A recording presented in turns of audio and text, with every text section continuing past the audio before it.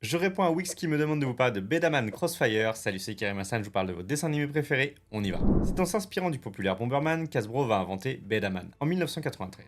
Il s'agit alors de petits jouets représentant des personnages capables de lancer des billes. Au fil des années, l'univers va s'étendre, de très nombreux jeux vidéo vont bien sûr voir le jour, comme le crossover Bedaman Bomberman sur Super Nintendo en 95. C'est d'ailleurs également dans les années 90 que les premiers mangas et animés autour de l'univers Bedaman vont voir le jour, comme Bomberman Bedaman, Baku Gaiden ou Super Bedaman. C'est en 2011 que Bedaman Crossfire va voir le jour. Il s'agit de la première série Bedaman à s'inscrire dans le cycle Crossfight. Les jouets Bedaman Crossfire reprennent toujours le principe initial de lanceur de billes, mais ils se sont éloignés des personnages à la Bomberman pour s'adapter au style très populaire dans les années 2010 des Pocket Monsters. Nous allons donc suivre les aventures de Riki Ryukazaki, qui va participer à des tournois de plus en plus prestigieux de Bedaman avec ses amis. Il va bien sûr au fil des épisodes se faire de nombreux rivaux qu'il devra apprendre à analyser afin d'améliorer sa technique et réussir à les vaincre. L'anime réalisé par Yoshinori Odaka va rencontrer un fort succès et se diffuser à l'étranger. 52 épisodes formeront la première partie du cycle Crossfight avant que Bedaman Fire Blast prenne le relais.